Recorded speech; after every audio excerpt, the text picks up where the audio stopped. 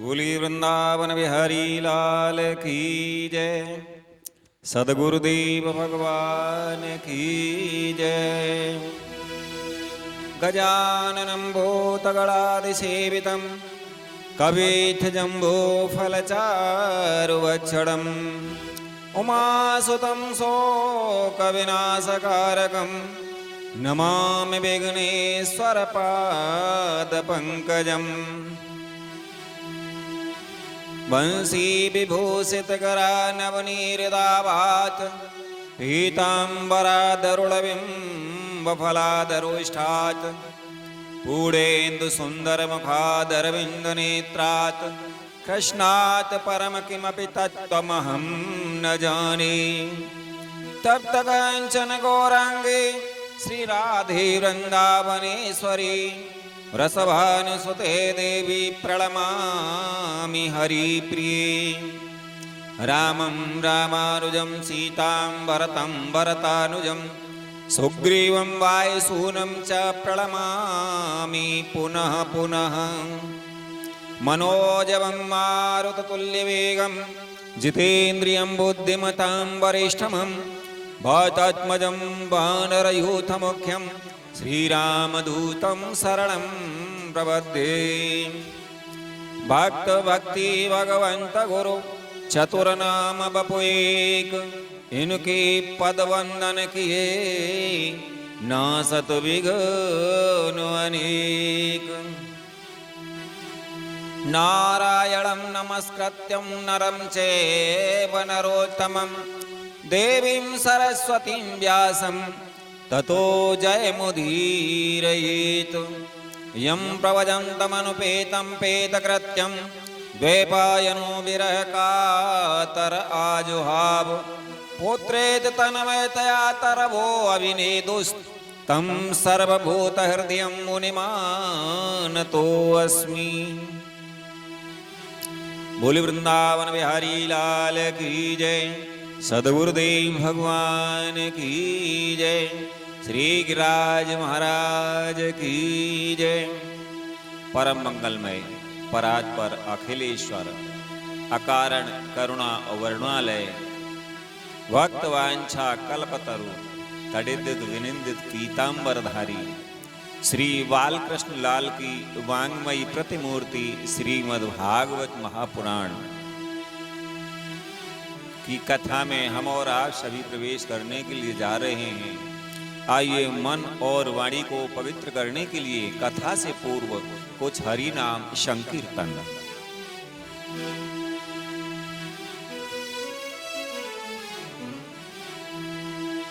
बोले वृंदावन बिहारी लाल की जय।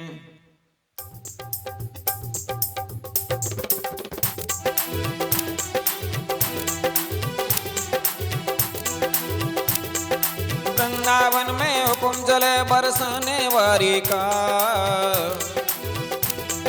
वृंदावन में हुकुम चले बरसाने वाली का। कान्हा तू दीवाना है श्री राधा रानी का। कान्हा तू दीवाना है श्री राधा रानी का। वृंदावन में हुकुम चले बरसाने वाली का। कान्हा तू दीवाना है श्री राधा रानी का। कान्हा तू दीवाना है श्री राधा रानी का।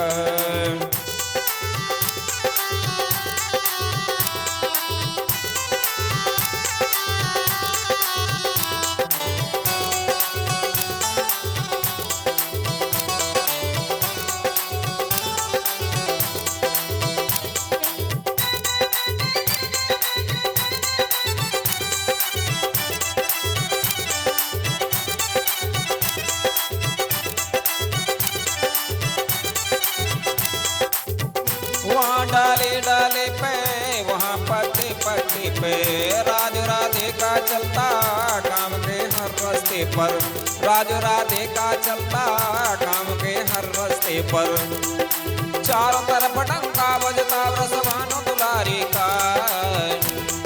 चारों तरफ डंका बजता रसवानो दुलारी का। कान्हा तू दीवाना है श्री राधा रानी का। कान्हा तू दीवाना है श्री राधा रानी रानी का, वृंदावन में हुक्म चले बरसाने वाली का, कान्हा तू दीवाना है श्री राधा रानी का, कान्हा तू दीवाना है श्री राधा रानी का।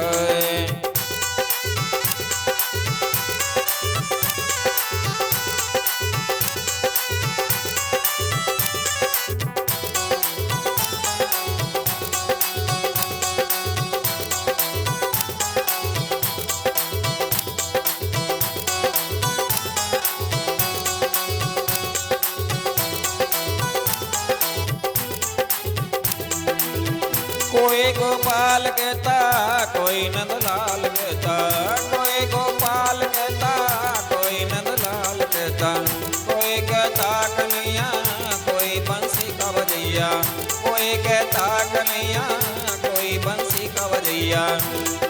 नाम बदल के रख डाला उस कृष्ण मुरारी का, नाम बदल के रख डाला उस कृष्ण मुरारी का, कान्हा तू दीवाना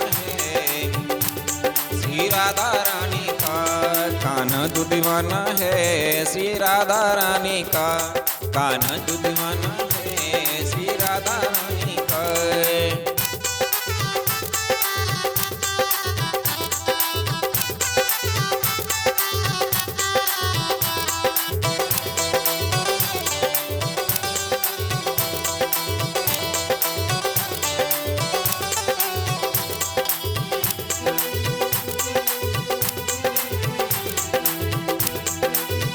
तमाशा एक देखा जरा बनवारी सुन लो, तमाशा एक देखा जरा बनवारी सुन ले, राधा से मिलने खातिर कन्हैया रूप बदली, राधा से मिलने खातिर कन्हैया रूप बदली।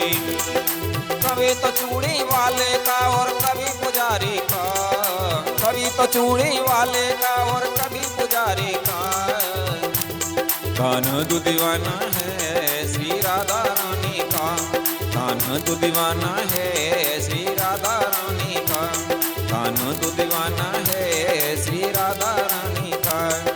वृंदावन में हुक्म चले बरसाने वाली का, वृंदावन में हुक्म चले बरसाने वाली का, कान्हा तू दीवाना है श्री राधा रानी का, कान्हा तू दीवाना है श्री राधा रानी का, कान्हा तू दीवाना है श्री राधा रानी का, कान्हा तू दीवाना है श्री राधा रानी का। बोली वृंदावन बिहारी लाल की जय, सदगुरुदेव भगवान की जय, श्री गिरिराज महाराज की जय। आइए बड़े भाव से श्रीमद् भागवत की कथा को श्रवण करें। नेमिषारण्य क्षेत्र में सौनकादि 88,000 ऋषियों के मध्य में विराजमान हैं और व्यास आसन पर विराजमान श्री सूत जी महाराज सभी ऋषियों को श्रीमद् भागवत की कथामृत का पान करा रहे हैं। और इधर सुखताल में विराजमान श्री सुखदेव जी महाराज राजा परीक्षित के माध्यम से सभी संतों को श्रीमद् भागवत कथामृत का पान करा रहे हैं। और इधर हरिद्वार में विराजमान श्री मैत्रेय जी महाराज श्री विदुर जी को श्रीमद् भागवत की कथा का अमृत पान करा रहे हैं। आइए बड़े भाव से श्रीमद् भागवतामृत का पान करें। जय जय श्री राधे, जय श्री कृष्णा। तो आज का प्रसंग है सती जी का चरित्र। सती जी का पिता के यहाँ यज्ञ उत्सव में जाने के लिए भगवान शंकर जी से आग्रह करना। सदा विद विसतोरेवं कालो वैध्रियमाणयोः जामातु स्वसुरस्यापि सुमहानति चक्रमे।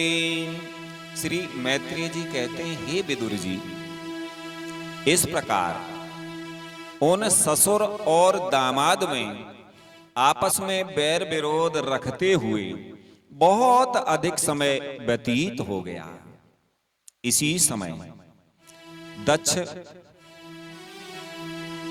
इसी समय ब्रह्मा जी ने दक्ष को समस्त प्रजापतियों का अधिपति बना दिया। इससे उसका गर्व और भी बढ़ गया। उसने भगवान शंकर आदि ब्रह्मनिष्ठों को यज्ञ भाग ना देकर उनका तिरस्कार करते हुए पहले तो वाजपेयी यज्ञ किया और फिर बृहस्पति सब नाम का महायज्ञ आरंभ किया।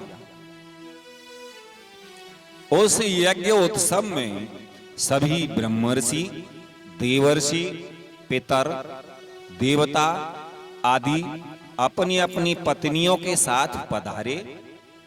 उन सबने मिलकर वहां मांगलिक कार्य संपन्न किए और दक्ष के द्वारा उन सब का स्वागत सत्कार किया गया।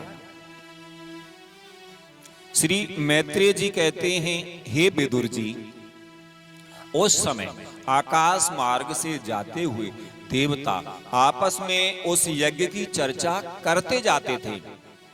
उनके मुख से दक्ष कुमारी सती ने अपने पिता के घर होने वाले यज्ञ की बात सुन ली। उन्होंने देखा कि हमारे निवास स्थान कैलाश के पास से होकर सब ओर से चंचल नेत्रों वाली गंधर्व और यक्षों की स्त्रियां चमकीले कुंडल और हार पहने खूब सज धर कर अपने अपने पतियों के साथ विमानों पर बैठी उस यज्ञ उत्सव में जा रही हैं। इससे उन्हें भी बड़ी उत्सुकता हुई और उन्होंने अपने पति भगवान भूतनाथ से कहा।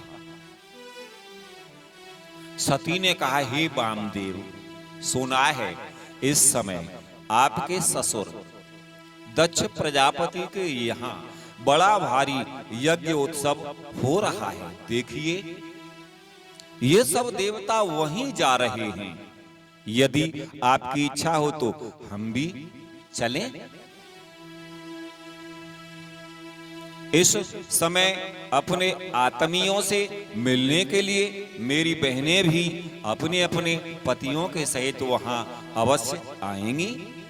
मैं भी चाहती हूं कि आपके साथ वहां जाकर माता पिता के दिए हुए गहने, कपड़े आदि उपहार स्वीकार करूं। वहां अपने पतियों से सम्मानित बहनों, मौसियों और स्नेहार्द हृदया जननी को देखने के लिए मेरा मन बहुत दिनों से उत्सुक है।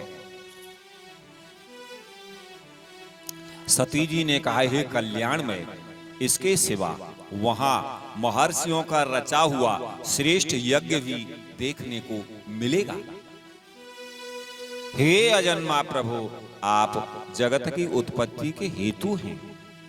आपकी माया से रचा हुआ यह परम आश्चर्यमय त्रिगुणात्मक जगत आप ही में भास रहा है। किंतु मैं तो स्त्री स्वभाव होने के कारण आपके तत्व से अनभिज्ञ और बहुत दीन हूं। इसलिए इस समय अपनी जन्मभूमि देखने को बहुत उत्सुक हो रही हूं। सती जी ने कहा, हे जन्म रहित नीलकंठ, देखिए, इनमें कितनी ही स्त्रियां तो ऐसी हैं जिनका दक्ष से कोई संबंध भी नहीं है, फिर भी वे अपने अपने पतियों के सहित खूब सज धज कर झुंड की झुंड वहां जा रही हैं। वहां जाने वाली इन देवांगनाओं के राजहंस के समान श्वेत विमानों से आकाश मंडल कैसा सुशोभित हो रहा है। सती जी ने कहा, हे सुरश्रेष्ठ, ऐसी अवस्था में अपने पिता के यहाँ उत्सव का समाचार पाकर उसकी बेटी का शरीर उसमें सम्मिलित होने के लिए क्यों नहीं छटपटाएगा। पति, गुरु और माता पिता आदि सुहृदों के यहाँ तो बिना बुलाए भी जा सकते हैं। अतः हे देव, आप मुझ पर प्रसन्न हो। आपको मेरी यह इच्छा अवश्य ही पूर्ण करनी चाहिए। आप बड़े करुणामय हैं। तभी तो परम ज्ञानी होकर भी आपने मुझे अपने आधे अंग में स्थान दिया है। अब मेरी इस याचना पर ध्यान देकर मुझे अनुग्रहित कीजिए। श्री मैत्रेय जी कहते हैं, हे विदुर जी, प्रिया सती जी के इस प्रकार प्रार्थना करने पर अपने आत्मियों का प्रिय करने वाले भगवान शंकर को दक्ष प्रजापति के उन मर्म भेदी दुर्वचन रूप बाणों का स्मरण हुआ आया, जो उन्होंने समस्त प्रजापतियों के सामने कहे थे। तब वे हंस करके बोले। भगवान शंकर ने कहा, हे सुंदरी, तुमने जो कहा कि अपने बंधुजन के यहाँ बिना बुलाए भी जा सकते हैं, सो तो ठीक है, किंतु ऐसा तभी करना चाहिए जब उनकी दृष्टि अतिशय प्रबल देह अभिमान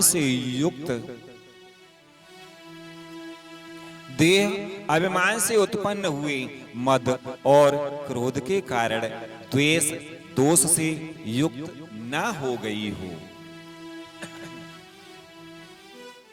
विद्या, तप, धन, सुदृढ़ शरीर, युवा अवस्था और उच्च कुल, ये 6 सत्पुरुषों के तो गुण हैं, परंतु नीच पुरुषों में ये ही अवगुण हो जाते हैं।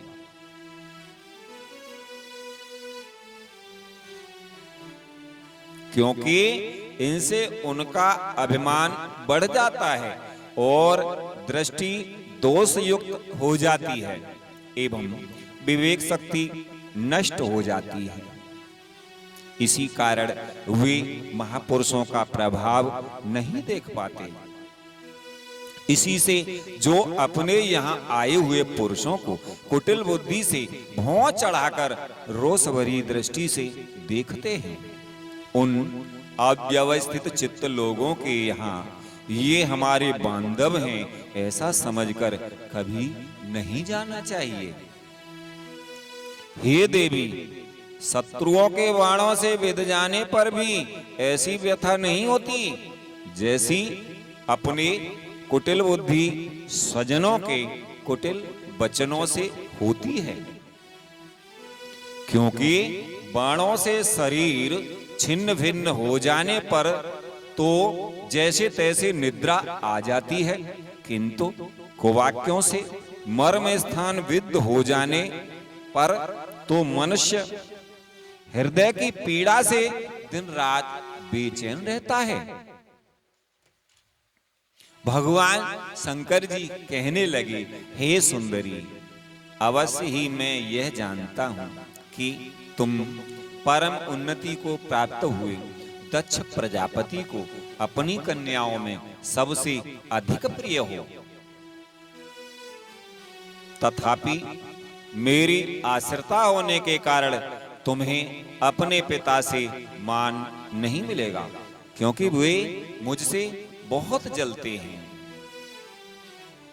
जीव की चित्तवृत्ति के साक्षी अहंकार शून्य महापुरुषों की समृद्धि को देखकर जिसके हृदय में संताप और इंद्रियों में व्यथा होती है, वह पुरुष उनके पद को तो सुगमता से प्राप्त नहीं कर सकता, बस दैत्यगण जैसे श्री हरि से द्वेष मानते हैं वैसे ही उनसे कुढ़ता रहता है। भगवान शंकर जी कहते हैं, हे सुमध्य में, तुम कह सकती हो कि आपने प्रजापतियों की सभा में उनका आदर क्यों नहीं किया? सो ये सम्मुख जाना, नम्रता दिखाना, प्रणाम करना आदि क्रियाएं जो लोक व्यवहार में परस्पर की जाती हैं, तत्वज्ञानियों के द्वारा बहुत अच्छे ढंग से की जाती हैं। वे अंतर्यामी रूप से सबके अंतःकरणों में स्थित परम पुरुष वासुदेव को ही प्रणाम आदि करते हैं, देह अभिमानी पुरुष को नहीं करते। विशुद्ध अंतःकरण का नाम ही वासुदेव है, क्योंकि उसी में भगवान वासुदेव का अपरोक्ष अनुभव होता है। उस शुद्ध चित्त में स्थित इंद्रियातीत भगवान वासुदेव को भी मैं नमस्कार किया करता हूं। इसलिए हे प्रिय, जिसने प्रजापतियों के यज्ञ में मेरे द्वारा कोई अपराध ना होने पर भी मेरा कटु वाक्यों से तिरस्कार किया था, वह दक्ष यद्यपि तुम्हारे शरीर को उत्पन्न करने वाला तुम्हारा पिता है, तो भी मेरा शत्रु होने के कारण तुम्हें उसे अथवा उसके अनुयायियों को देखने का विचार भी नहीं करना चाहिए।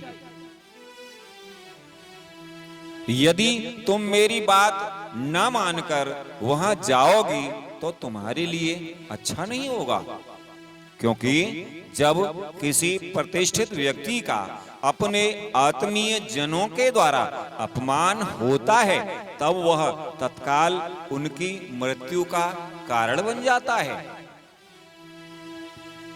मैत्रेय जी कहते हैं, हे विदुर जी, इतना कह करके भगवान शंकर मौन हो गए। उन्होंने देखा कि दक्ष के यहाँ जाने देने अथवा जाने से रोकने दोनों ही अवस्थाओं में सती के प्राण त्याग की संभावना है। इधर सती जी भी कभी बंधुजनों को देखने जाने की इच्छा से बाहर आती और कभी भगवान शंकर रुष्ट ना हो जाएं, इस शंका से फिर लौट जाती। इस प्रकार कोई एक बात निश्चित न कर सकने के कारण वे दुविधा में पड़ गईं।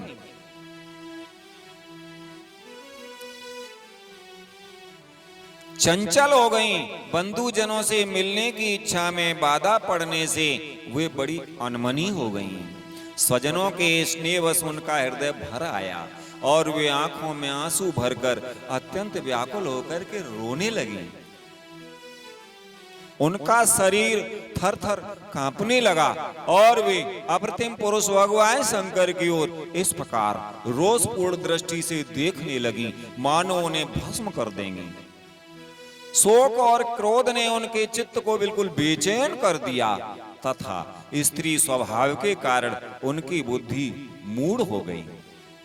जिन्होंने प्रीतिवश उन्हें अपना आधा अंग तक दे दिया, उन सत्पुरुषों के प्रिय भगवान शंकर को भी छोड़कर वे लंबी लंबी सांस लेती हुई अपने माता पिता के घर चल दी। सती को बड़ी फुर्ती से अकेली जाते देख श्री महादेव जी के मणिमान एवं मद आदि हजारों सेवक भगवान के वाहन वृषभराज को आगे कर तथा और भी अनेकों पार्षद और यक्षों को साथ ले बड़ी तेजी से निर्भयता पूर्वक उनके पीछे हो लिए।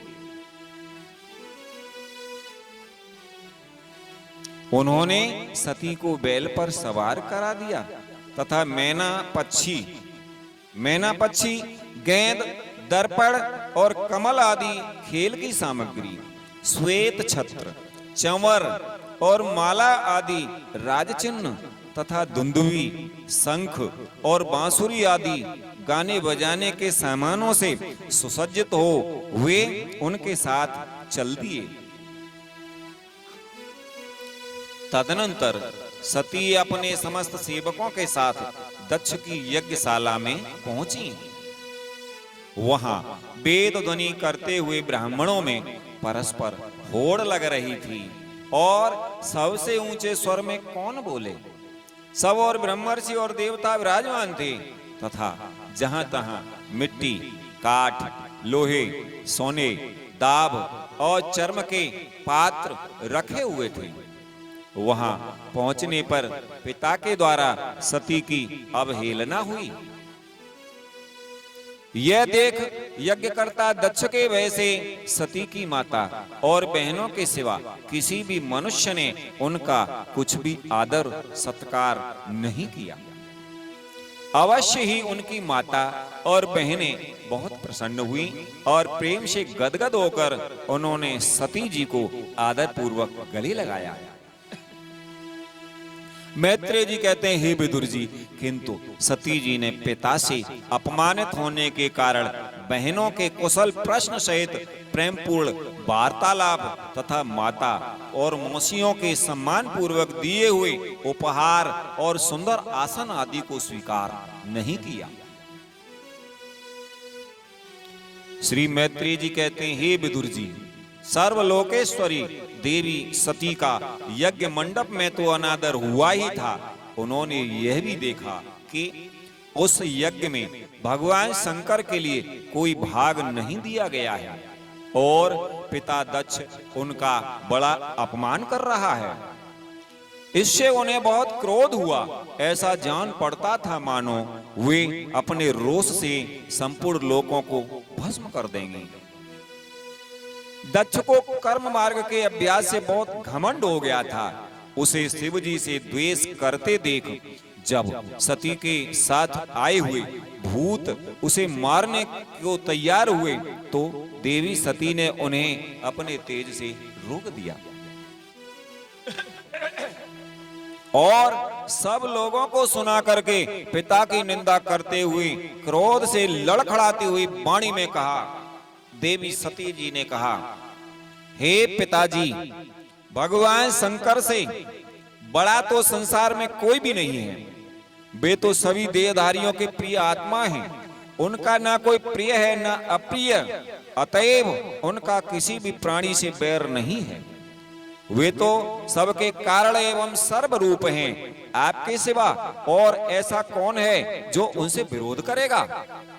हे द्विजवर, आप जैसे लोग दूसरों के गुणों में भी दोष ही देखते हैं, किंतु कोई साधु पुरुष ऐसा नहीं करते। जो लोग दोष देखने की बात तो अलग रही, दूसरों के थोड़े से गुण को भी बड़े रूप में देखना चाहते हैं, वे सबसे श्रेष्ठ हैं। सती जी ने कहा, खेद है कि आपने ऐसे महापुरुषों पर भी दोष आरोपण ही किया।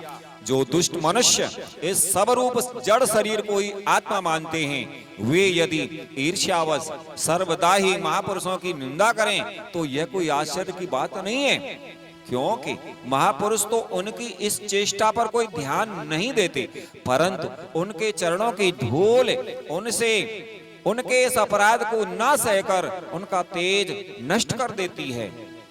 अतः महापुरुषों की निंदा जैसा जघन्य कार्य उन दुष्ट पुरुषों को ही शोभा देता है। जिनका शिव ये 2 अक्षरों का नाम प्रसंगवश एक बार भी मुख से निकल जाने पर मनुष्य के समस्त पापों को तत्काल नष्ट कर देता है और जिनकी आज्ञा का कोई भी उल्लंघन नहीं कर सकता, अहो उन्हीं पवित्र कीर्ति मंगलमय भगवान शंकर से आप द्वेष करते हैं। अवश्य ही आप अमंगल रूप हैं। अरे महापुरुषों के मन मधुकर ब्रह्मानंदमय रस का पान करने की इच्छा से जिनके चरण कमलों का निरंतर सेवन किया करते हैं और जिनके चरणारविंद सकाम पुरुषों को उनके अभीष्ट भोग भी देते हैं, उन विश्वबंधु भगवान शिव से आप बैर करते हैं। और देवी सती जी ने कहा कि वे केवल नाम मात्र के शिव हैं, उनका बेस अशिव रूप अमंगल रूप है। इस बात को आपके सिवा दूसरे कोई देवता संभवतः नहीं जानते, क्योंकि जो भगवान शिव शमशान भूमिस्थ नरमुंडों की माला, चिता की भस्म और हड्डियां पहने, जटा बिखेरे भूत पिशाचों के साथ शमशान में निवास करते हैं, उन्हीं के चरणों पर से गिरे हुए निर्माल्य को ब्रह्मा आदि देवता अपने सिर पर धारण करते हैं। यदि निरंकुश लोग धर्म मर्यादा की रक्षा करने वाले अपने पूजनीय स्वामी की निंदा करें तो अपने में उसे दंड देने की शक्ति न होने पर कान बंद करके वहां से चला जाए और यदि शक्ति हो तो बलपूर्वक पकड़कर उस बकवाद करने वाले अमंगल रूप दुष्ट जिह्वा को काट डाले। इस पाप को रोकने के लिए स्वयं अपने प्राण तक दे दे, यही धर्म है। भगवान, आप भगवान नीलकंठ की निंदा करने वाले हैं, इसलिए आपसे उत्पन्न हुए इस शरीर को अब मैं नहीं रख सकती। यदि भूल से कोई निंदित वस्तु खा ली जाए तो उसे वमन करके निकाल देने से ही मनुष्य की शुद्धि बताई जाती है। जो महामुनि निरंतर अपने स्वरूप में ही रमण करते हैं, उनकी बुद्धि सर्वथा वेद के विधि निषेधमय वाक्यों का अनुसरण नहीं करती। जिस प्रकार देवता और मनुष्यों की गति में भेद रहता है, उसी प्रकार ज्ञानी और अज्ञानी की स्थिति भी एक सी नहीं होती। इसलिए मनुष्य को चाहिए कि वह अपने ही धर्म मार्ग में स्थित रहते हुए भी दूसरों के मार्ग की निंदा न करे। देवी सती जी ने कहा, प्रवृत्ति यानी यज्ञ याग आदि और निवृत्ति यानी समदम आदि दोनों रूप, दोनों ही प्रकार के कर्म ठीक हैं। यानी प्रवृत्ति और निवृत्ति रूप दोनों ही प्रकार के कर्म ठीक हैं। वेद में उनके अलग अलग रागी और विरागी दो प्रकार के अधिकारी बताए गए हैं। परस्पर विरोधी होने के कारण उक्त दोनों प्रकार के कर्मों का एक साथ एक ही पुरुष के द्वारा आचरण नहीं किया जा सकता। भगवान शंकर तो परम ब्रह्म परमात्मा हैं, उन्हें इन दोनों में से किसी भी प्रकार का कर्म करने की आवश्यकता नहीं है। और सती जी ने कहा, हे पिताजी, हमारा ऐश्वर्य अव्यक्त है, आत्मज्ञानी महापुरुष ही उसका सेवन कर सकते हैं, आपके पास वो ऐश्वर्य नहीं है। और यज्ञशालाओं में यज्ञ अन्न से तृप्त होकर प्राण पोषण करने वाले कर्मठ लोग उसकी प्रशंसा भी नहीं करते। आप भगवान शंकर का अपराध करने वाले हैं, अतः आपके शरीर से उत्पन्न इस निंदनीय देह को रख करके मुझे क्या करना है। आप जैसे दुर्जन से संबंध होने के कारण मुझे लज्जा आती है। जो महापुरुषों का अपराध करता है, उससे होने वाले जन्म को भी धिक्कार है। जिस समय भगवान शिव आपके साथ मेरा संबंध दिखलाते हुए मुझे हंसी में दाक्षायणी यानी दक्ष कुमारी के नाम से पुकारेंगे, उस समय हंसी को भूल करके मुझे बड़ी ही लज्जा और खेद होगा। इसलिए उसके पहले ही मैं आपके अंग से उत्पन्न इस सब तुल्य शरीर को त्याग दूंगी। श्री मैत्रेय जी कहते हैं, हे विदुर जी, काम आदि शत्रुओं को जीतने वाले हे विदुर जी, उस यज्ञ मंडप में दक्ष से इस प्रकार कह देवी सती मौन होकर उत्तर दिशा में भूमि पर बैठ गई। उन्होंने आचमन करके पीला वस्त्र ओढ़ लिया तथा आंखें मूंदकर शरीर छोड़ने के लिए वे योग मार्ग में स्थित हो गईं। उन्होंने आसन को स्थिर कर प्राणायाम द्वारा प्राण और अपान को एक रूप करके नाभि चक्र में स्थित किया। फिर उदान वायु को नाभि चक्र से ऊपर उठाकर धीरे धीरे बुद्धि के साथ हृदय में स्थापित किया। इसके पश्चात अनिंदिता सती उस हृदय स्थित वायु को कंठ मार्ग से भ्रकुटियों के बीच में ले गईं। इस प्रकार जिस शरीर को महापुरुषों के भी पूजनीय भगवान शंकर ने कई बार बड़े आदर से अपनी गोद में बैठाया था, दक्ष पर कुपित होकर उसे त्यागने की इच्छा से महामनस्विनी सती ने अपने संपूर्ण अंगों में वायु और अग्नि की धारणा की। अपने पति जगत गुरु भगवान शंकर के चरण कमल मकरंद का चिंतन करते करते सती ने और सब ध्यान भुला दिए। उन्हें उन चरणों के अतिरिक्त कुछ भी दिखाई नहीं दिया। इससे वे सर्वथा निर्दोष अर्थात मैं दक्ष कन्या हूं ऐसे अभिमान से भी मुक्त हो गईं और उनका शरीर तुरंत ही योगाग्नि के द्वारा जल उठा।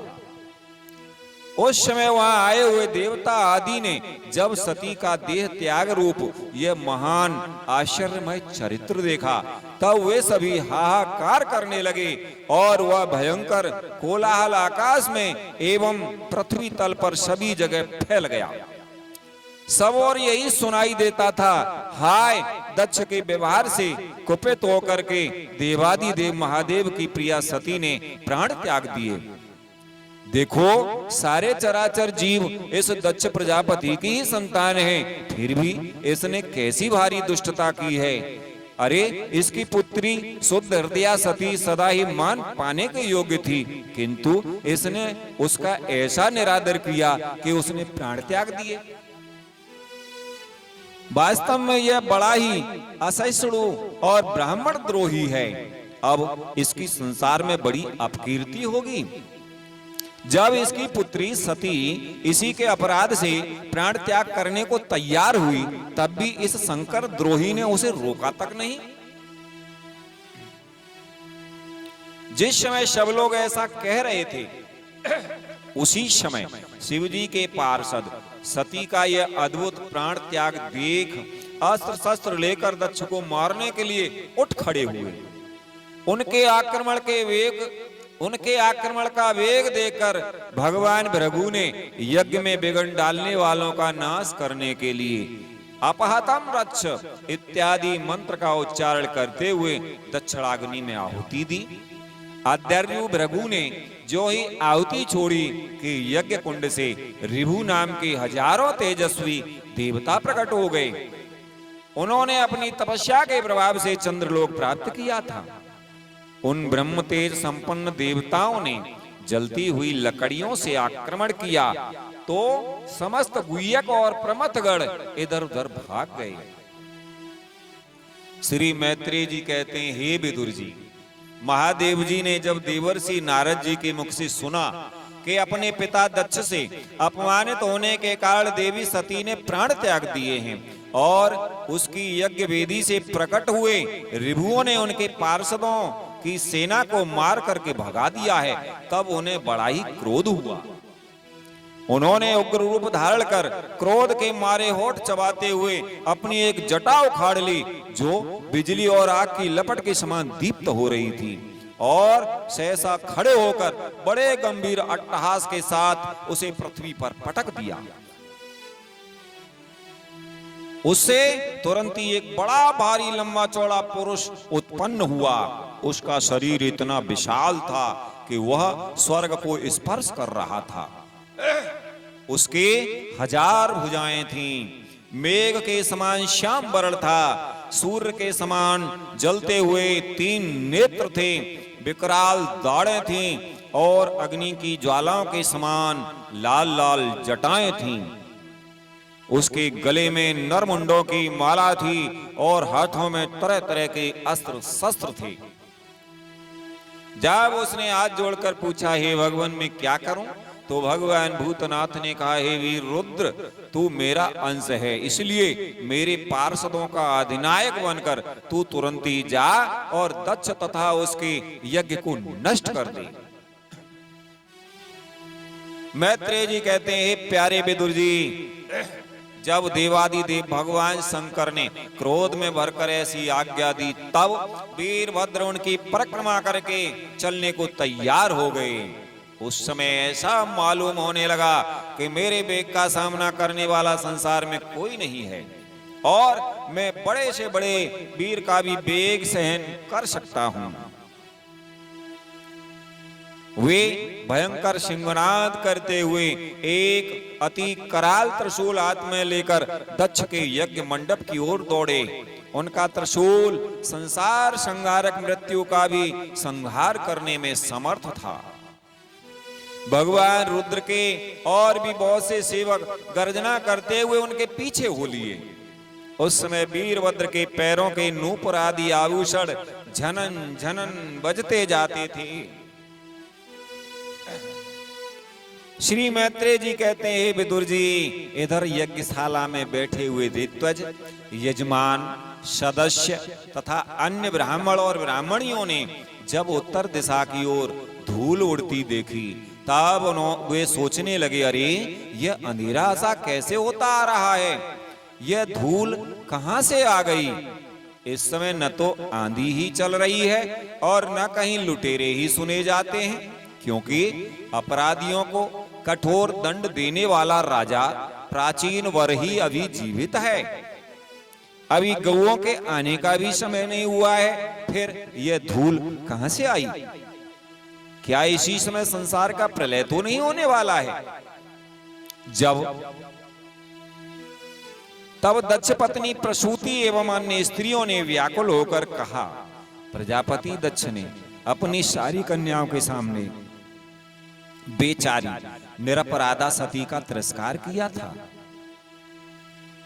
मालूम होता है यह उसी पाप का फल है, अथवा हो न हो यह संसार मूर्ति भगवान रुद्र के अनादर का ही परिणाम है।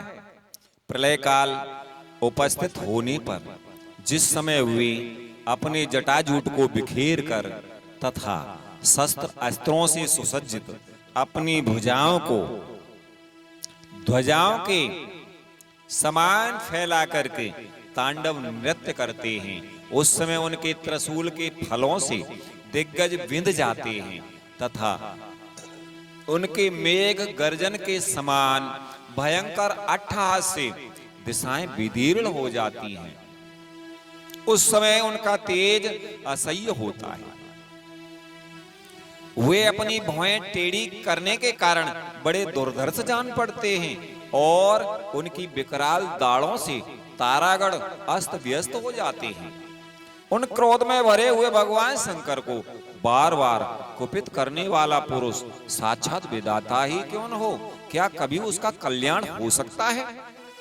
जो लोग महात्मा दक्ष के यज्ञ में बैठे थे वे भय के कारण एक दूसरे की ओर कातर दृष्टि से निहारते हुए ऐसी ही तरह तरह की बातें कर रहे थे। इतने में ही आकाश और पृथ्वी में सब ओर सहस्रों भयंकर उत्पात होने लगे। श्री मैत्रेय जी कहते हैं, हे विदुर जी, इसी समय दौड़कर आए हुए रुद्र सेवकों ने उस महान यज्ञ मंडप को सब ओर से घेर लिया। वे सब तरह तरह के अस्त्र शस्त्र लिए हुए थे।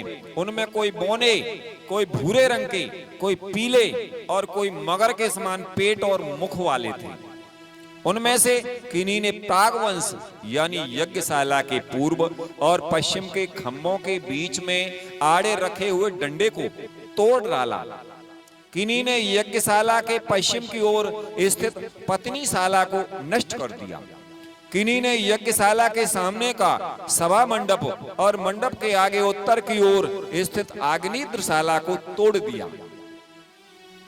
किन्हीं ने यजमान गृह और पाकशाला को तहस नहस कर डाला।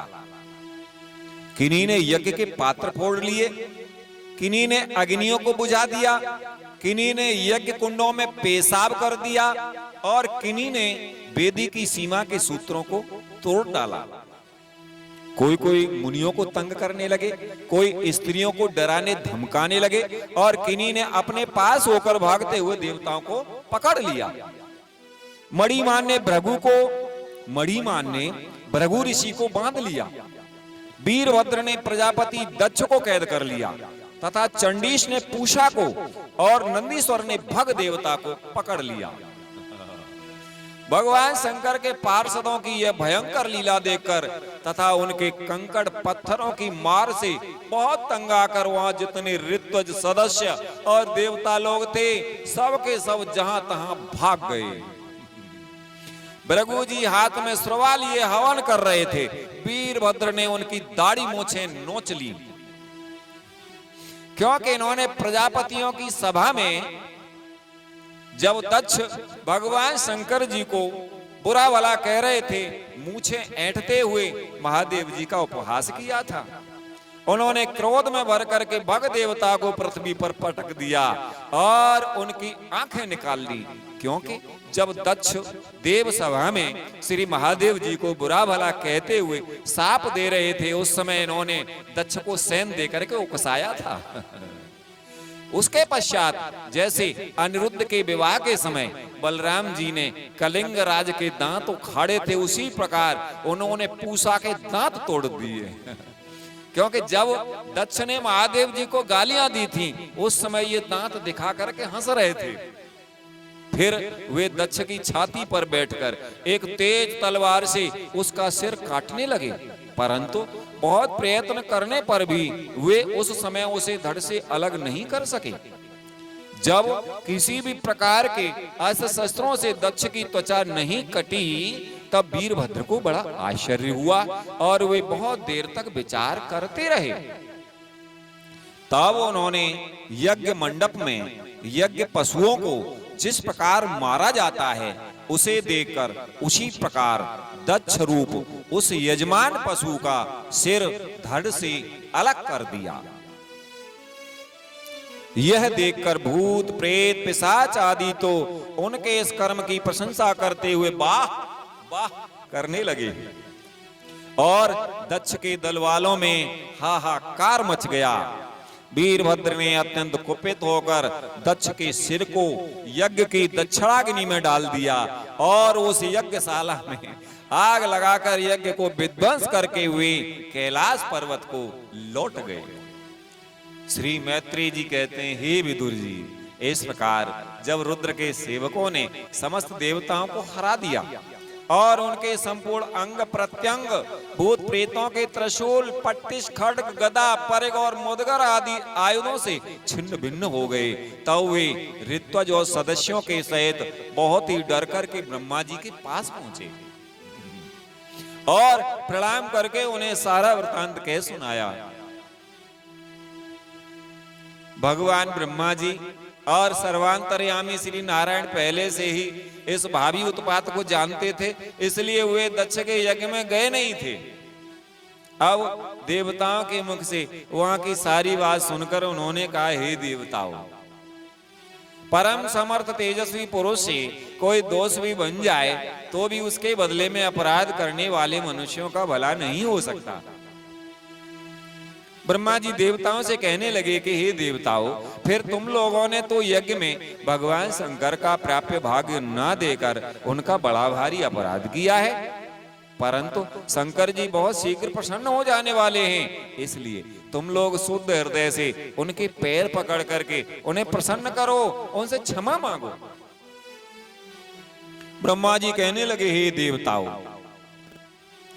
दक्ष के दुर्वचन रूपी बाणों से उनका हृदय तो पहले से ही बिंद रहा था, इस पर उनकी प्रिया सती जी का वियोग हो गया, इसलिए यदि तुम लोग चाहते हो कि वह यज्ञ फिर से आरंभ होकर पूर्ण हो तो पहले जल्दी जाकर उनसे अपने अपराधों के लिए क्षमा मांगो, नहीं तो उनके कुपित होने पर लोकपालों के सहित इन समस्त लोकों का भी बचना असंभव है।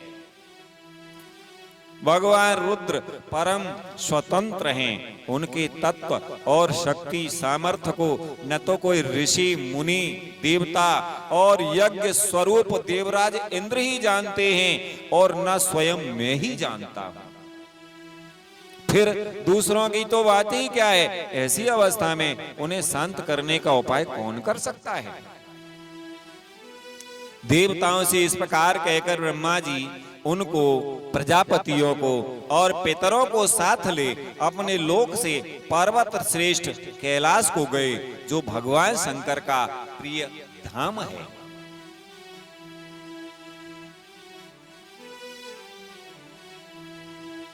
श्री मैत्रेय जी कहते हैं कि हे विदुर जी, आगे श्री कैलाश का वर्णन करते हुए श्री सुखदेव जी महाराज कहते हैं कि उस कैलाश पर औषधि, तप, मंत्र तथा योग आदि उपायों से सिद्धि को प्राप्त हुए और जन्म से ही सिद्ध देवता नित्य निवास करते हैं। किन्नर, गंधर्व और अप्सरा आदि सदा वहां बने रहते हैं। उसके मणि में शिखर हैं जो नाना प्रकार की धातुओं से रंग बिरंगे प्रतीत होते हैं। उस पर अनेक प्रकार के वृक्ष, लता, गुल्म आदि छाए हुए हैं, जिनमें झुंड के झुंड जंगली पशु विचरते रहते हैं। वहां निर्मल जल के अनेकों झरने बहते हैं और बहुत सी गहरी कंदरा और ऊंचे शिखरों के कारण वह पर्वत अपने प्रियतमों के साथ विहार करती हुई सिद्ध पत्नियों का क्रीड़ा स्थल बना हुआ है। वह सब और मोरों के शोर, मदांध भ्रमरों के गुंजार, कोयलों की कुहू कुहू ध्वनि तथा अन्य अन्य पंछियों के कलरव से गूंज रहा है। श्री मैत्रेय जी कहते हैं, हे विदुर जी, उसके कल्प वृक्ष अपने ऊंची ऊंची डालियों को हिला हिलाकर मानो पक्षियों को बुलाते हैं तथा हाथियों के चलने फिरने के कारण वह कैलाश स्वयं चलता हुआ सा और झरनों की कलकल ध्वनि से बातचीत करता हुआ सा जान पड़ता है। श्री मैत्रेय जी कहते हैं, हे विदुर जी, मंदार, पारिजात, सरल, तमाल, साल, ताड़, कचनार, असन और अर्जुन के वृक्षों से वह पर्वत बड़ा ही सुहावना जान पड़ता है। श्री मैत्रेय जी कहते हैं, हे विदुर जी, उस कैलाश पर्वत पर आम, कदम्ब, नीप, नाग, पुन्नाग, चंपा, गुलाब, अशोक, मौलश्री, कुंद, कुरवक, सुनहरे शतपत्र कमल, इलायची और मालती की मनोहर लताएं तथा कुब्जक, मोगरा और माधवी की बेलें भी उसकी शोभा बढ़ाती हैं।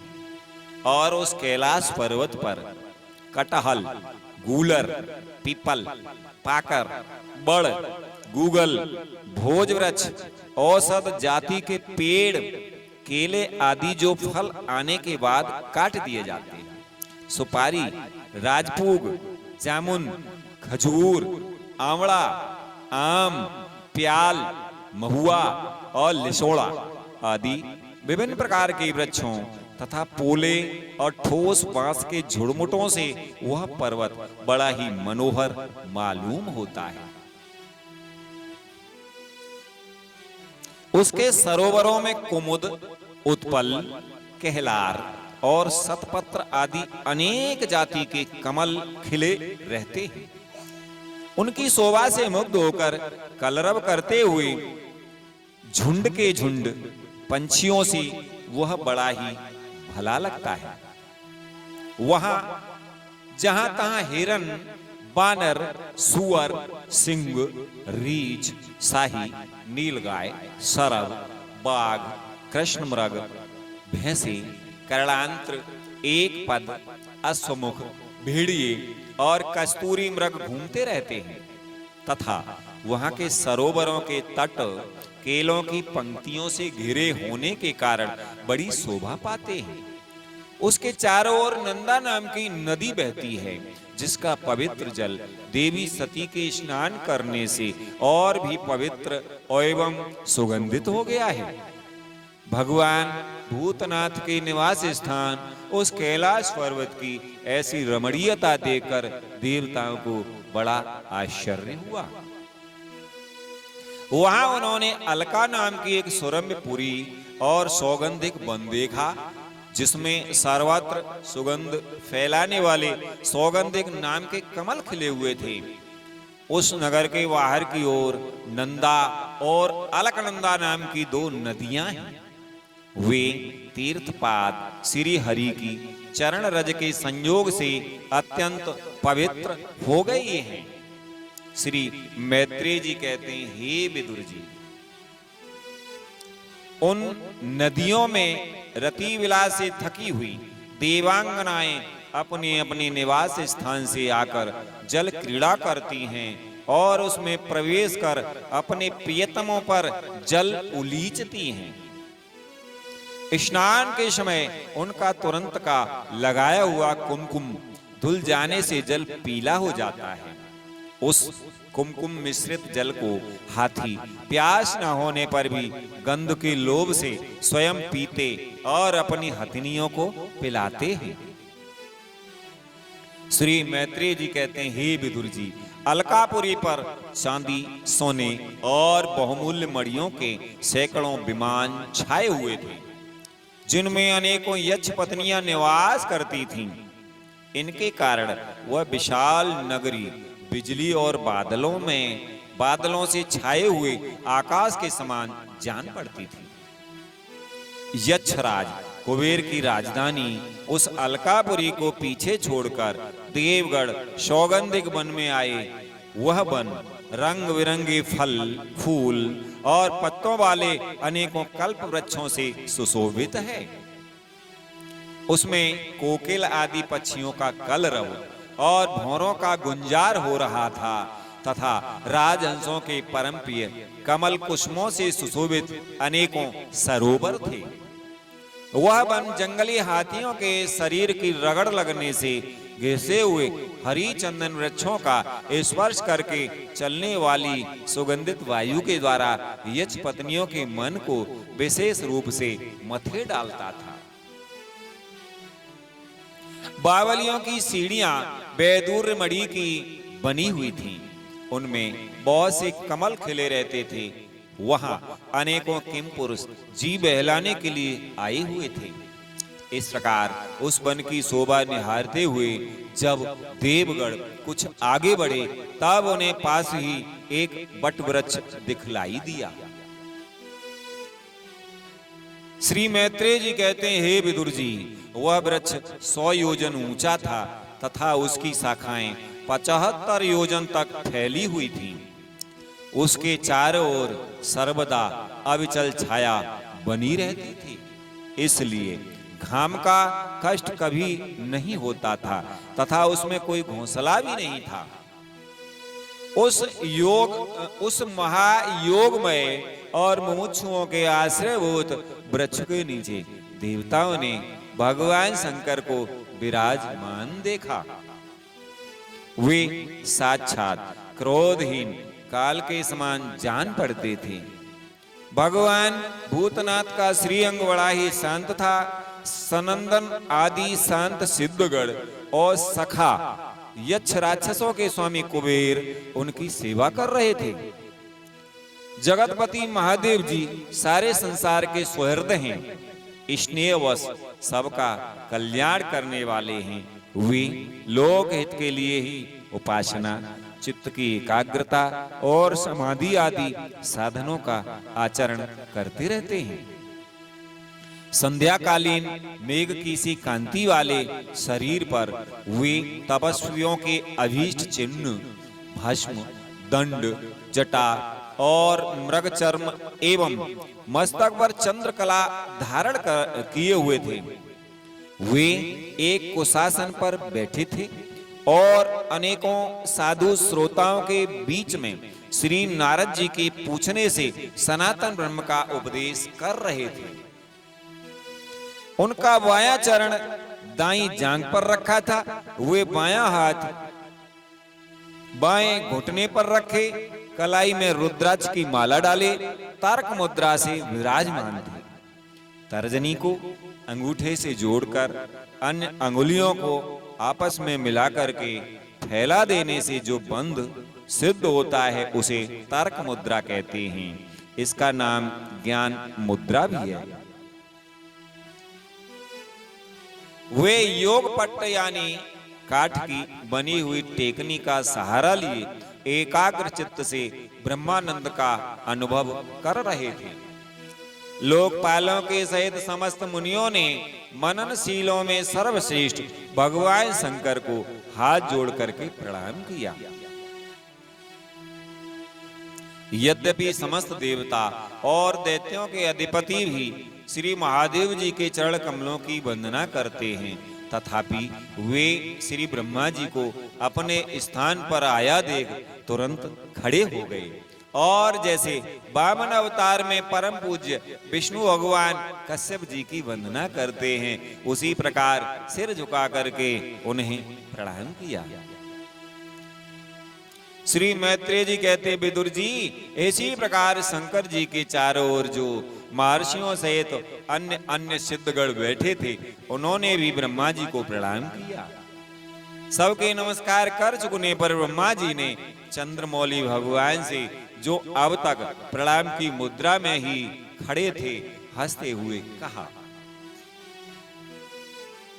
श्री ब्रह्मा जी ने कहा, हे देव, मैं जानता हूं आप संपूर्ण जगत के स्वामी हैं, क्योंकि विश्व की योनि शक्ति यानी प्रकृति, उसके बीज शिव यानी पुरुष से परे जो एक रस परम ब्रह्म है वह आप ही हैं।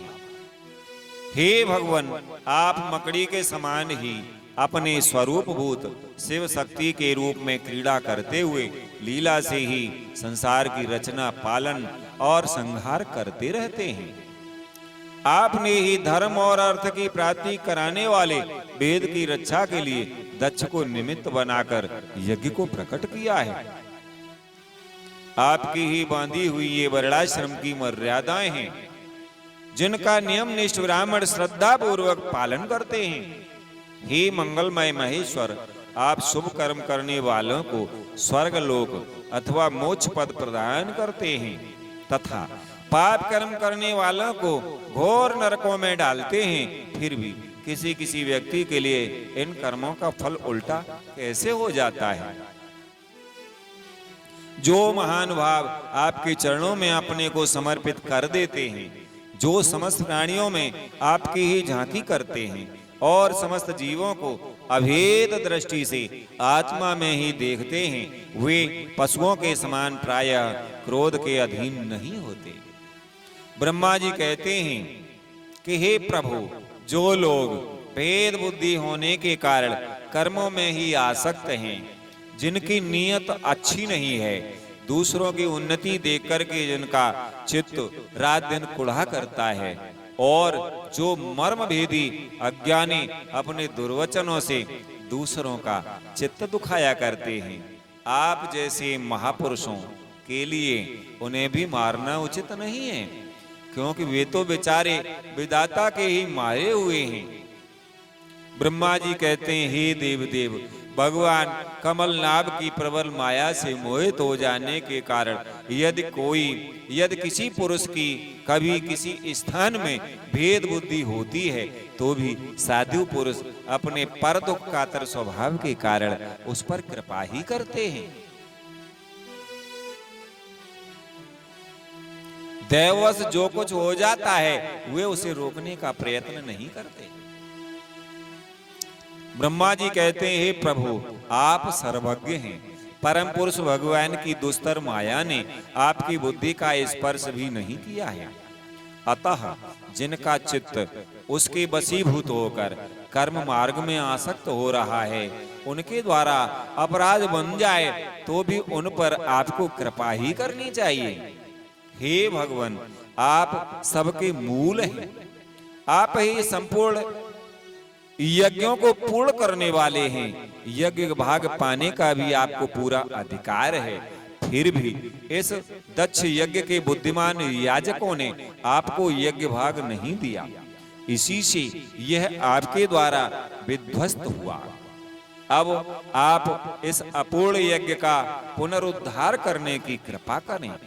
हे प्रभु, ऐसा कीजिए जिससे यजमान दक्ष फिर जी उठे, भग देवता को नेत्र मिल जाएं, भृगु जी के दाढ़ी मूछ आ जाएं और पूषा के पहले के समान दांत निकल आएं।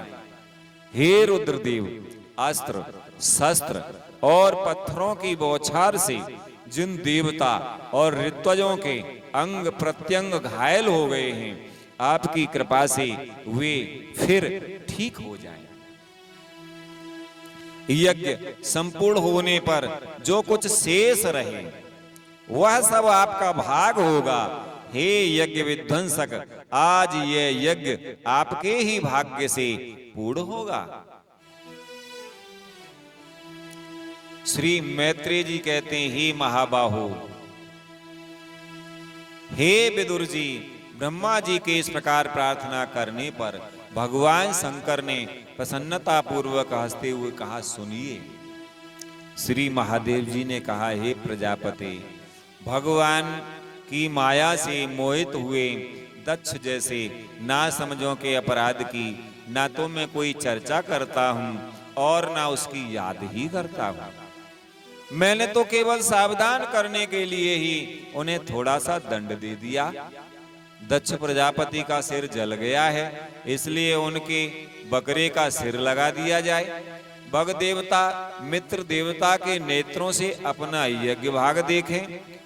पूसा पिसा हुआ अन्न खाने वाले हैं, वे उसे यजमान के दांतों से भक्षण करें तथा अन्य सब देवताओं के अंग प्रत्यंग भी स्वस्थ हो जाएं, क्योंकि उन्होंने यज्ञ से बचे हुए पदार्थों को मेरा भाग निश्चित किया है। अध्वर्यु आदि याज्ञिकों में से जिनकी भुजाएं टूट गई हैं, वे अश्विनी कुमार की भुजाओं से, जिनके हाथ नष्ट हो गए हैं, वे पूसा के हाथों से काम करें तथा प्रभु जी के बकरे के से दाढ़ी मूछ हो जाए। श्री मैत्रेय जी कहते हैं, हे वत्स विदुर, तब भगवान शंकर के वचन सुनकर के सब लोग प्रसन्न चित्त से धन्य धन्य कहने लगे। फिर सभी देवता और ऋषियों ने महादेव जी से दक्ष की यज्ञशाला में पधारने की प्रार्थना की। तब वे उन्हें तथा ब्रह्मा जी को साथ लेकर वहां गए।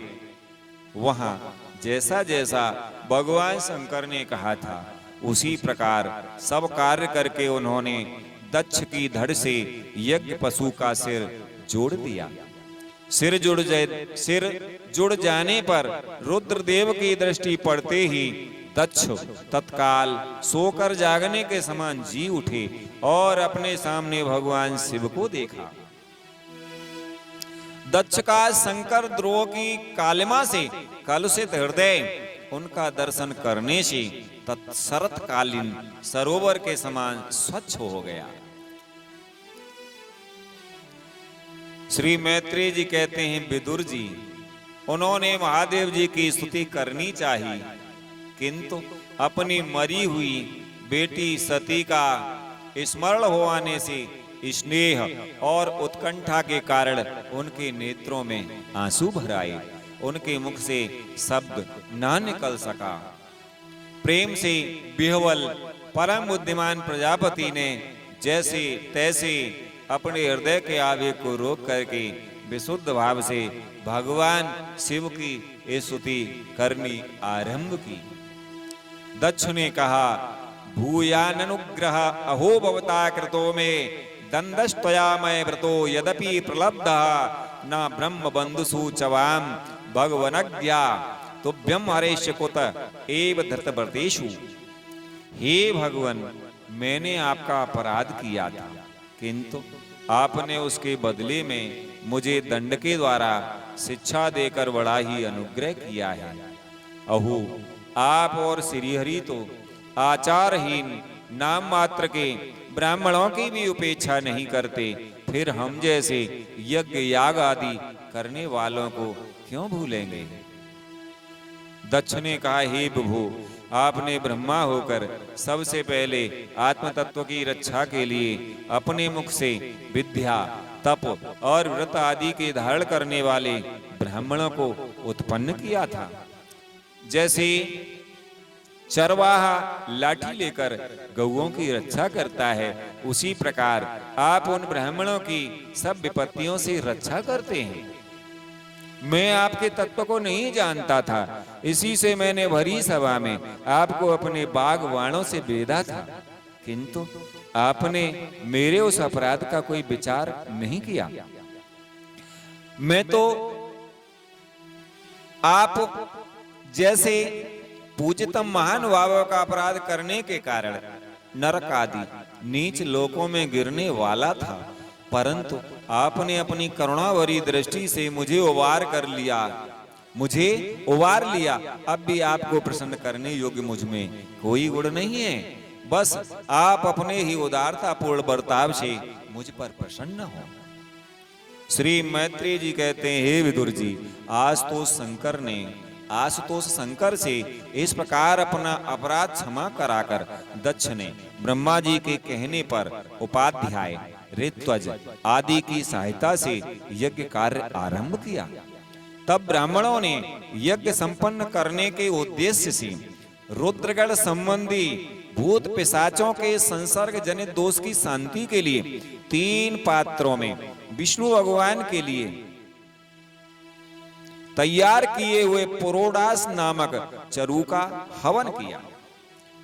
श्री मैत्रेय जी कहते हैं, हे विदुर जी, उस हवि को हाथ में लेकर खड़े हुए अध्यर्रु के साथ यजमान दक्ष ने ज्यों ही विशुद्ध चित्त से श्री हरि का ध्यान किया, त्यों ही सहसा भगवान वहां प्रकट हो गए। बोले भक्तवत्सल भगवान की जय। बृहत एवं रथंतर नामक साम स्तोत्र जिनके पंख हैं, उन गरुड़ जी के द्वारा समीप लाए हुए भगवान ने दसों दिशाओं को प्रकाशित करती हुई अपनी अंग कांति से सब देवताओं के तेज को हर लिया। उनके सामने सबकी कांति फीकी पड़ गई। उनका श्याम वर्ण था, कमर में स्वर्ण की करदनी तथा पीतांबर सुशोभित थे। सिर पर सूर्य के समान देदीप्यमान मुकुट था। मुख कमल भौरों के समान नीले अलकावली और कांतिमय कुंडलों से शोभायमान था। उनके स्वर्णमय आभूषणों से विभूषित 8 भुजाएं थीं, जो भक्तों की रक्षा के लिए सदा उद्यत रहती हैं। 8 भुजाओं में वे शंख, पद्म, चक्र, बाण, धनुष, गदा, खड्ग और ढाल लिए हुए थे तथा इन सब आयुधों के कारण वे फूले हुए कनेर के वृक्ष के समान जान पड़ते थे। प्रभु के हृदय में श्रीवत्स का चिन्ह था और सुंदर वनमाला सुशोभित थी।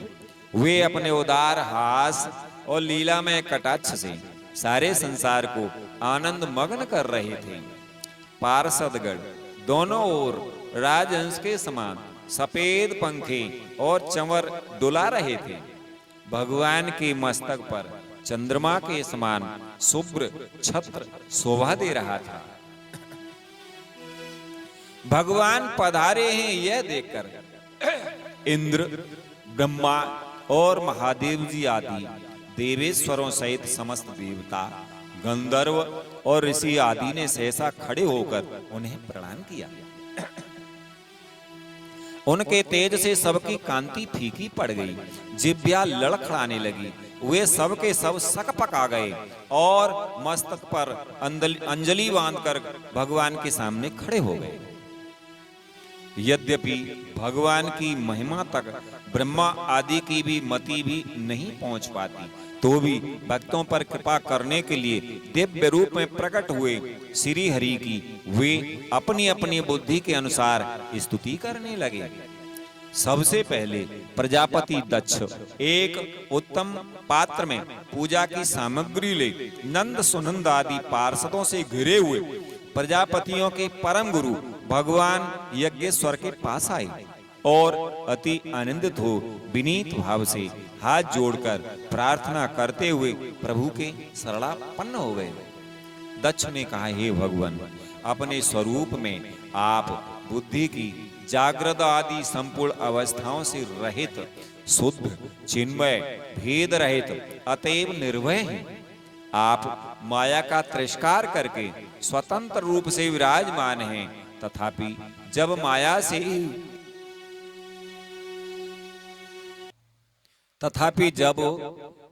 से ही जीव भाव को स्वीकार कर उसी माया में स्थित हो जाते हैं, तब अज्ञानी से दिखने लगते हैं।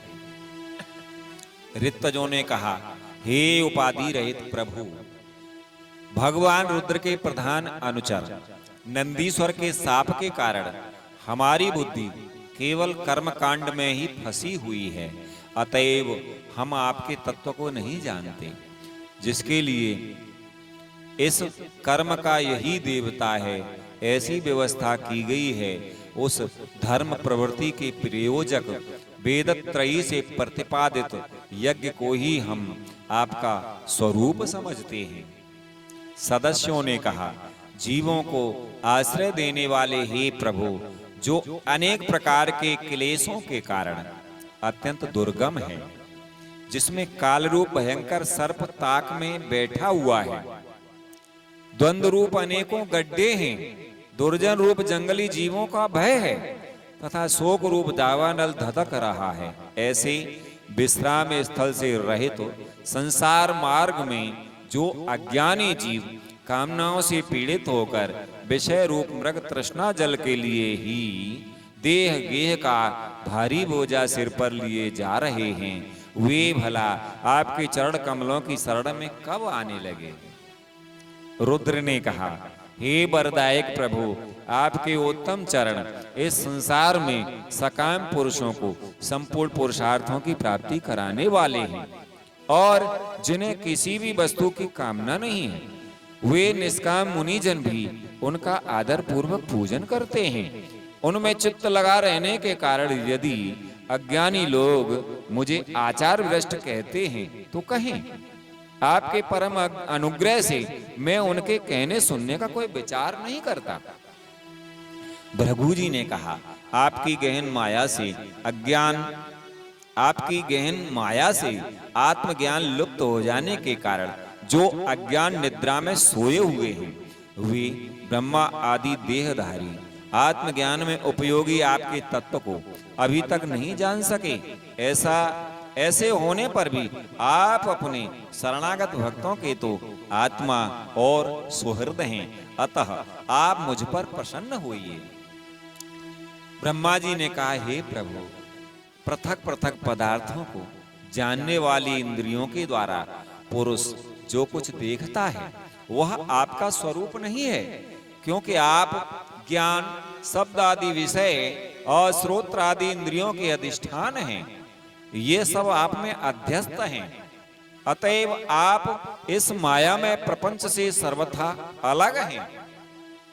इंद्र ने कहा, हे अच्युत, आपका यह जगत को प्रकाशित करने वाला रूप देवद्रोहियों का संहार करने वाली 8 भुजाओं से सुशोभित है, जिसमें आप सदा ही नाना प्रकार के आयुध धारण किए रहते हैं। यह रूप हमारे मन और नेत्रों को परम आनंद देने वाला है।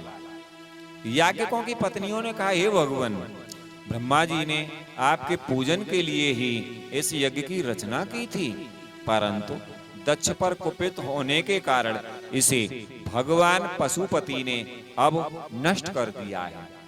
हे यज्ञ मूर्ति, शमशान भूमि के समान उत्सवहीन हुए हमारे उस यज्ञ को आप नील कमल की सी कांति वाले अपने नेत्रों से निहाल कर प्रकट कीजिए। ऋषियों ने कहा, हे भगवान, आपकी लीला बड़ी ही अनोखी है, क्योंकि आप कर्म करते हुए भी उनसे निर्लीप रहते हैं। दूसरे लोग वैभव की भूख से जिन लक्ष्मी जी की उपासना करते हैं, वे स्वयं आपकी सेवा में लगी रहती हैं, तो भी आप उनका मान नहीं करते हैं, उनसे निष्प्रय रहते हैं। सिद्धों ने कहा, हे प्रभु, यह हमारा मन रूप हाथी नाना प्रकार के क्लेश रूप दावानल से दग्ध एवं अत्यंत त्रसित होकर आपकी कथा रूप विशुद्ध अमृतमयी सरता में घुसकर गोता लगाए बैठा है। वहां ब्रह्मानंद में लीन सा हो जाने के कारण उसे ना तो संसार रूप दावानल का ही स्मरण है और ना वह उस नदी से बाहर ही निकलता है। यजमान पत्नियों ने कहा, हे सर्वसमर्थ परमेश्वर, आपका स्वागत है। मैं आपको नमस्कार करती हूँ, आप मुझ पर प्रसन्न होइए। हे लक्ष्मीपते, अपनी प्रिया लक्ष्मी जी के सहित आप हमारी रक्षा कीजिए। हे यज्ञेश्वर, जिस प्रकार सिर के बिना मनुष्य का धड़ अच्छा नहीं लगता, उसी प्रकार अन्य अंगों से पूर्ण होने पर भी आपके बिना यज्ञ की कोई शोभा नहीं होती। लोकपालों ने कहा, हे अनंत परमात्मन, आप समस्त अंतःकरणों के साक्षी हैं। यह सारा जगत आपके ही द्वारा देखा जाता है, तो क्या मायिक पदार्थों को ग्रहण करने वाली हमारी इन नेत्र आदि इंद्रियों से कभी आप प्रत्यक्ष हो सके हैं? वस्तुतः आप हैं तो पंचभूतों से पृथक, फिर भी पांच भौतिक शरीरों के साथ जो आपका संबंध प्रतीत होता है, यह आपकी माया ही है। योगेश्वरों ने कहा, हे प्रभु, जो पुरुष संपूर्ण विश्व के आत्मा आप में और अपने में कोई भेद नहीं देखता, उससे अधिक प्यारा आपको कोई नहीं है। तथापि हे भक्तवत्सल, जो लोग आप में स्वामी भाव रखकर अनन्य भक्ति से आपकी सेवा करते हैं, उन पर भी आप कृपा कीजिए। जीवों के अदृष्टवश जिसके सत्व आदि गुणों में बड़ी विभिन्नता आ जाती है, उस अपनी माया के द्वारा जगत की उत्पत्ति, स्थिति और प्रलय के लिए ब्रह्मा आदि विभिन्न रूप धारण करके आप भेद बुद्धि पैदा कर देते हैं, किंतु अपनी स्वरूप स्थिति में आप उस भेद ज्ञान और उसके कारण सत्वादि गुणों से सर्वथा दूर हैं। ऐसे आपको हमारा नमस्कार है। ब्रह्म स्वरूप वेद ने कहा, आप ही धर्म आदि की उत्पत्ति के लिए शुद्ध सत्व को स्वीकार करते हैं, साथ ही आप निर्गुण भी हैं। अतएव आपका तत्व न तो मैं जानता हूं और न ब्रह्मा आदि कोई और ही जानते हैं। आपको नमस्कार है। अग्निदेव ने कहा, हे भगवान, आपके ही तेज से प्रज्वलित होकर मैं श्रेष्ठ यज्ञों में देवताओं के पास घृत मिश्रित हवि पहुंचाता हूं। आप साक्षात यज्ञ पुरुष एवं यज्ञ की रक्षा करने वाले हैं। अग्निहोत्र, दर्श, पौर्णमास, चातुर्मास और पशु सोम, ये 5 प्रकार के यज्ञ आपके ही स्वरूप हैं। तथा आश्रावय, अस्तु, श्रोसठ, यजी, ये यजामहे और बसठ, इन 5 प्रकार के यजुर मंत्रों से आपका ही पूजन होता है। मैं आपको प्रणाम करता हूं। देवताओं ने कहा, हे देव, आप आदि पुरुष हैं। पूर्व कल्प का अंत होने पर अपने कार्य रूप इस प्रपंच को उदर में लीन कर आपने ही प्रलय कालीन जल के भीतर शेष नाग की उत्तम सैया पर शयन किया था। आपके आध्यात्मिक स्वरूप का जनलोक निवासी, जनलोक आदि निवासी सिद्धगण भी अपने हृदय में चिंतन करते हैं। अहो, वही आप आज हमारे नेत्रों के विषय होकर अपने भक्तों की रक्षा कर रहे हैं। गंधर्वों ने कहा, हे देव, मरीच आदि ऋषि और ये ब्रह्मा, इंद्र तथा रुद्र आदि देवतागण आपके अंश के भी अंश हैं। हे महत्तम,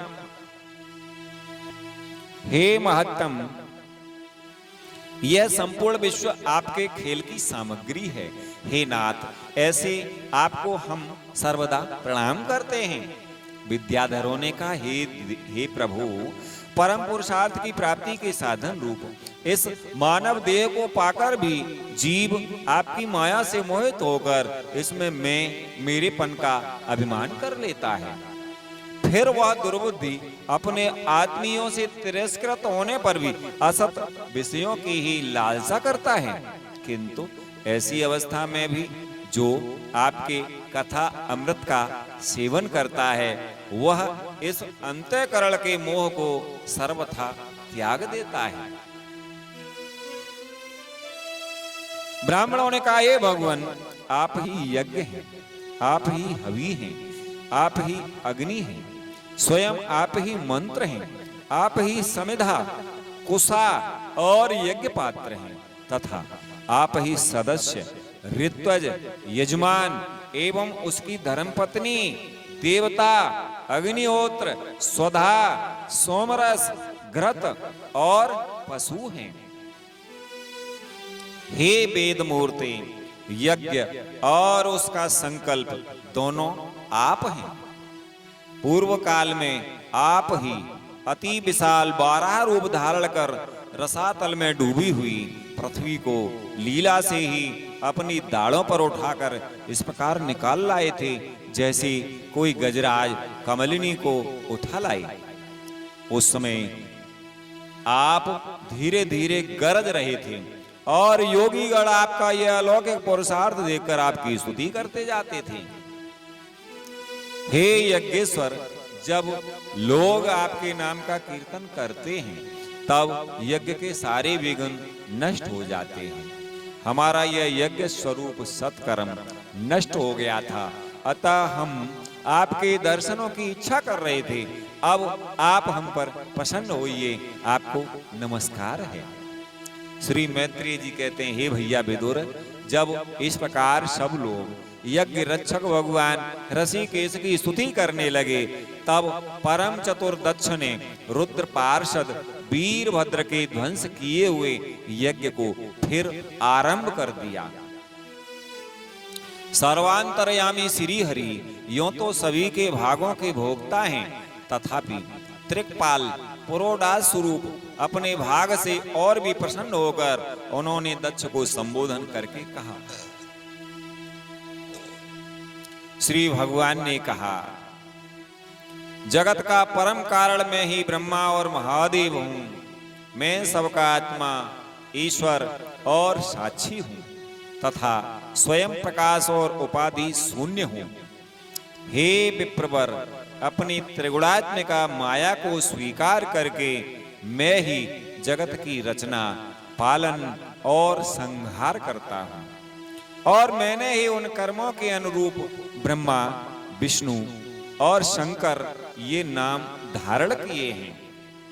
ऐसा जो भेद रहित विशुद्ध परम ब्रह्म स्वरूप मैं हूं, उसी में अज्ञानी पुरुष ब्रह्मा, रुद्र तथा अन्य समस्त जीवों को विभिन्न रूप से देखता है। जिस प्रकार मनुष्य अपने सिर, हाथ आदि अंगों में ये मुझसे भिन्न है ऐसी बुद्धि कभी नहीं करता, उसी प्रकार मेरा भक्त प्राणी मात्र को मुझसे भिन्न